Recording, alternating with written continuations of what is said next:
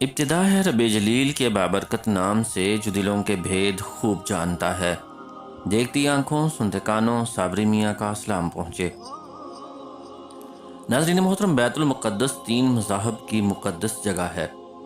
یہ مسلمانوں کا قبلہ اول ہے، جبکہ عیسائیوں کے لیے یسوع کی جائے ولادت اور یہودیوں کے لیے ہیکل سلیمان۔ ناظرین، حضرت ابراہیم علیہ السلام کے 2 بیٹے تھے، حضرت اسماعیل علیہ السلام اور حضرت اسحاق علیہ السلام۔ حضرت اسحاق علیہ السلام کے بیٹے تھے حضرت یعقوب علیہ السلام۔ یہیں سے اسرائیل کی کہانی شروع ہوتی ہے۔ اسرائیل یعنی اللہ کا بندہ، اور یہ لقب حضرت یعقوب علیہ السلام کو دیا گیا۔ حضرت یوسف علیہ السلام جب کفیل مصر بنے تو آپ علیہ السلام کو حکم ہوا کہ اپنے تمام خاندان یعنی آل یعقوب کو مصر بلایا جائے، اور مصر کی سرزمین کا ایک مخصوص حصہ ان کے لیے مختص کیا گیا۔ اللہ کی طرف سے کہا گیا کہ اے آل یعقوب، اس سرزمین میں تمہارے لیے برکتیں ہیں۔ حضرت یوسف علیہ السلام کے 12 بھائی تھے، اسی لیے اللہ تعالیٰ نے ان کے لیے 12 چشمے جاری کیے، اور یوں اس سرزمین کا نام حضرت یعقوب علیہ السلام کے لقب سے اسرائیل پڑ گیا، جسے آج یروشلم بھی کہا جاتا ہے۔ آپ کی نسل سے کم و بیش 70,000 انبیاء اکرام آئے۔ حضرت یوسف علیہ السلام کے بھائی یہودا کی نسل آگے بڑھی تو اس میں سے آنے والے تمام بنی اسرائیلی یہودی کہلائے۔ وقت گزرتا گیا اور حضرت موسیٰ علیہ السلام کا دور آیا۔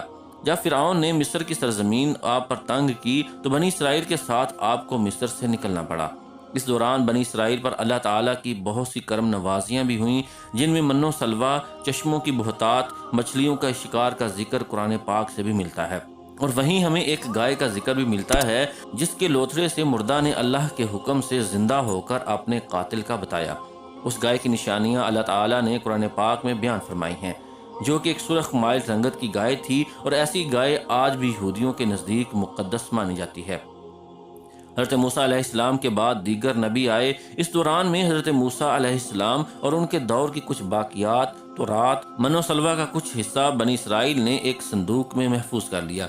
یہ اللہ کی طرف سے حضرت آدم علیہ السلام کو دیا گیا ایک خاص صندوق تھا، جو نسل در نسل نبیوں کے پاس رہا، جسے قرآن میں تابوت سکینہ کے نام سے پکارا گیا ہے، اور یہ یہودیوں کو اپنی جان سے زیادہ عزیز ہے۔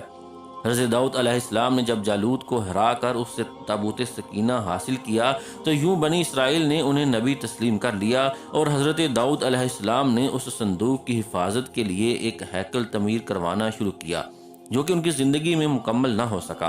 ان کے بیٹے حضرت سلیمان علیہ السلام نے جنوں کی مدد سے اس کو مکمل کروایا، اور اسی دوران میں آپ کی بھی وفات ہو گئی۔ اسی وجہ سے اسے ہیکل سلیمانی کہا جاتا ہے۔ بعد ازاں بابل کے بادشاہ بخت نصر نے اسرائیل پر حملہ کیا اور ہیکل سلیمانی کو بھی گرا دیا، اور تابوت سکینہ بھی اپنے ساتھ لے گیا۔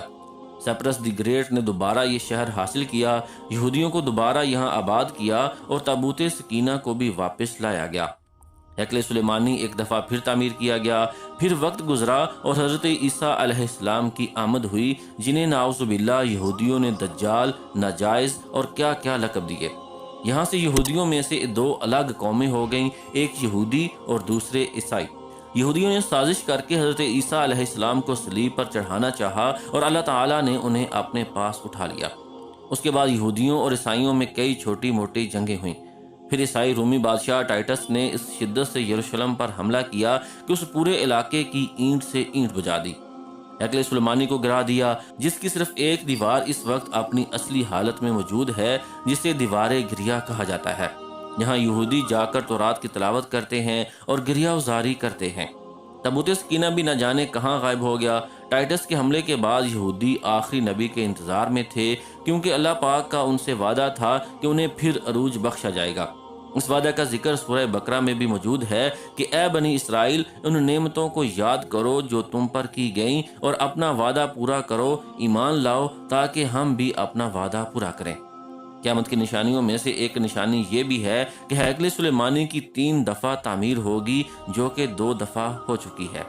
یہودی اپنے مسیحا اور آخری نبی کے انتظار میں تھے کہ ٹائٹس کے حملے کے 500 سال بعد نبی آخر الزمان کی ولادت ہوئی۔ یہاں یہودیوں کو یہ جھٹکا لگا کہ سارے نبی حضرت اسحاق علیہ السلام کی نسل سے ہیں، تو آخری نبی حضرت اسماعیل علیہ السلام کی نسل سے کیوں کر آ گئے، اور انہوں نے ایمان لانے سے انکار کر دیا۔ مسلمانوں کے لیے بھی وہ انبیاء کی ہی نشانی تھی، اسی لیے ہیکل سلیمانی کو بیت المقدس کا نام دیا گیا۔ اسلام کے آغاز میں یہودیوں کو قائل کروانے کی خاطر ہی بیت المقدس کی جانب منہ کر کے نماز ادا کرنے کا حکم ہوا، کیونکہ یہودی اسی طرف منہ کر کے عبادت کیا کرتے تھے۔ 17 ماہ بعد ہماری عبادت کا رخ بیت المقدس سے بیت اللہ کی جانب موڑ دیا گیا، کیونکہ مسلمانوں کا شروع سے قبلہ اول وہی رہا، جسے پہلے حضرت آدم علیہ السلام اور پھر حضرت ابراہیم علیہ السلام نے تعمیر کیا۔ حضرت عمر رضی اللہ تعالیٰ عنہ کے دور حکومت میں اسرائیل یعنی یروشلم پر عیسائیوں کا قبضہ تھا۔ بیت المقدس کے ہی احاطے میں انہوں نے گرجا گھر تعمیر کیا ہوا تھا، اور عین تابوت سکینہ والی جگہ وہ یہودیوں کی نفرت میں گند پھینکا کرتے تھے۔ یروشلم کی فتح کے وقت جب حضرت عمر رضی اللہ تعالیٰ عنہ وہاں گئے تو عیسائیوں پر برہم ہوئے، وہاں صفائی کروا کر مسجد تعمیر کروائی، اور قرآن میں موجود معراج والے واقعے کی نسبت سے اس مسجد کو اقصیٰ کا نام دیا گیا۔ یہودیوں کی دیوار گریہ بھی اسی احاطے میں موجود تھی، تو زائرین کی حیثیت سے انہیں بھی وہاں آنے کی اجازت دے دی گئی۔ خلافت عباسیہ تک یروشلم ایک مسلم شہر رہا۔ اس کے بعد عیسائیوں نے دوبارہ یروشلم پر حملہ کر کے اس پر قبضہ کر لیا۔ صلاح الدین ایوبی نے عیسائیوں کے خلاف 50 سے زائد جنگیں کر کے بیت المقدس دوبارہ حاصل کر لیا، اور پھر 700 سالوں تک یہ خلافت عثمانیہ کے زیر سلطنت رہا۔ یہودیوں کو بھی دیوار گریہ تک اپنے مذہبی اقدامات کی آزادی تھی، اور یہودی آہستہ آہستہ پھر یروشلم میں آباد ہونا شروع ہو گئے۔ اس دوران میں کئی بار انہوں نے خلافت عثمانیہ کے سلطان کو پیسوں کے عوض یروشلم انہیں سونپنے کا لالچ دیا، لیکن ناکام رہے۔ اور پھر دوسری جنگ عظیم میں عیسائی سپاہی ہٹلر نے چن چن کر یہودیوں کو مارا۔ تقریباً 60 لاکھ کے قریب یہودیوں کا قتل عام کیا گیا، اور یہ در بدر بھاگنے پر مجبور ہو گئے۔ اس دوران میں انہیں یہ اندازہ ہو چکا تھا کہ انہیں اب خود اپنی پہچان بنانی ہے، اور بائبل میں موجود یہودیوں کے آخری عروج سے قبل والی کئی نشانیاں بھی ظاہر ہو چکی تھیں، اور وہ یہ تسلیم کر چکے تھے کہ ان کا آخری مسیحا اب دجال ہوگا۔ انہوں نے برطانیہ سے ساز باز کر کے خود کو الگ ریاست تسلیم کروا لیا۔ یوں اسرائیل باقاعدہ ایک ملک کی صورت میں دنیا کے نقشے پر ابھرا۔ پھر آہستہ آہستہ انہوں نے فلسطین اور دیگر مصری علاقوں پر بھی قبضہ کر لیا۔ عرب ممالک اسرائیل کے خلاف جنگ پر آئے، لیکن اس وقت تک یہ خود کو اتنا مضبوط کر چکے تھے کہ عرب ممالک کو اس ایک چھوٹے سے ملک سے منہ کی کھانی پڑی۔ عیسائیوں نے بھی دیکھ لیا کہ اب ان سے لڑ کر کچھ وصول نہیں ہونا، تو باقاعدہ گرجا گھروں میں پادریوں نے تقریبات منعقد کی اور یہودیوں کے لیے معافی کا اعلان کیا گیا۔ یوں سیاسی اور اقتصادی مفاد پرستی نے 2000 سالوں سے ایک دوسرے کے ازلی و جانی دشمنوں کو ایک صف پر لا کھڑا کیا، اور قرآن کی بات بھی سچ ہو گئی کہ یہود و نصارہ ایک دوسرے کے دوست ہیں۔ یہودیوں کے قائد کے مطابق وہ ہیکل سلیمانی کی حفاظت نہیں کر پائے تو خود کو قصوروار کہتے ہیں، خود کو سزا دینے کے لیے زنجیروں اور چمڑے سے پیٹتے ہیں، اور دیوار گریہ کے پاس آہو زاری کرتے ہیں۔ وہ یہ ایمان رکھتے ہیں کہ تیسری بار انہیں پوری دنیا پر حکمرانی حاصل ہوگی، اس کے لیے انہیں مسجد اقصیٰ کو گرانا ہوگا، جس کی تیاری وہ کر چکے ہیں۔ کب سے مسجد اقصیٰ کے نیچے بارودی سرنگیں بچھا دی گئی ہیں، اس کے بعد ہیکل سلیمانی تعمیر کر کے تابوت سکینہ وہاں رکھنا ہے۔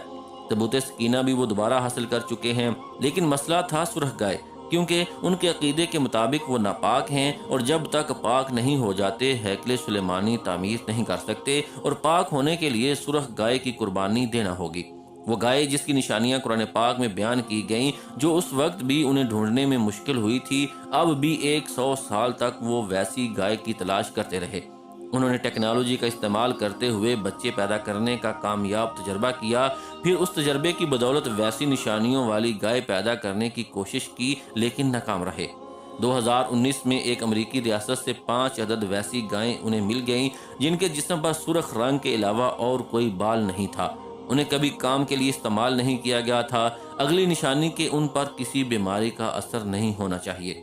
پوری دنیا میں کووڈ پھیلا کر مختلف جانوروں کے ساتھ انہیں بھی ٹیسٹ کیا گیا، اور ان پر اس بیماری کا کوئی اثر نہ ہوا۔ Red heifer found mystery of red heifer, یہ گوگل میں سرچ کر کے آپ اس متعلق تفصیل سے پڑھ سکتے ہیں۔ الغرض قرب قیامت اور دجال کے ظہور والی تمام تر تیاریاں وہ مکمل کر چکے ہیں۔ اپنی مرضی کے ڈاکٹر، انجینئر، بچے پیدا کرنا، 9D ٹیکنالوجی کی مدد سے ایک جگہ ہوتے ہوئے کئی جگہ موجود رہنا، اپنی مرضی کے موسم بنانا، جب چاہو بارش برسا دینا، چند دنوں میں پوری دنیا گھوم لینا، یہ سب دجالی نشانیاں ہیں جو آج کے دور میں کوئی مشکل کام نہیں ہے۔ ہمارے اسلام میں بتائی گئی قیامت کی نشانیوں کی انہوں نے اتنے اچھے سے تیاری کر لی ہے کہ غرقت کے درخت لگا دیے جو انہیں پناہ دیں گے۔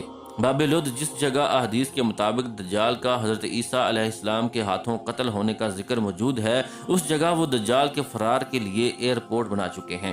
یہ سب تو قرب قیامت کی نشانیاں ہیں اور ہیکل سلیمانی بھی بن کر رہنا ہے۔ پھر اصل جنگ کیا ہے؟ اصل جنگ عقائد کی ہے۔ ہم اپنے عقائد میں اس قدر کمزور ہو چکے ہیں کہ نماز پڑھیں یا نہ پڑھیں ہمیں فرق نہیں پڑتا، اپنے بہن بھائیوں کا حق کھا کر خوشی محسوس کرتے ہیں اور فرقوں کے خرافات میں الجھے ہوئے ہیں۔ فلسطینیوں کے لیے سوائے دعا اور احتجاج کے ہم کیا کر سکتے ہیں؟ کیا ہم اپنے عقائد کے اتنے مضبوط ہیں کہ ڈالر کے بہکاوے میں نہ آئیں؟ کیا ہم یہودیوں کے مقابلے میں نکلنے والے خراسان مجاہدین کی لسٹ میں آتے ہیں یا بس سوشل میڈیا کے تماشائی ہیں؟ اگر آج دجال ظاہر ہو جائے اور توبہ کا دروازہ بند ہو جائے تو ہماری آخرت کے لیے کیا تیاری ہے؟ سوچ کر جواب ضرور دیجیے گا۔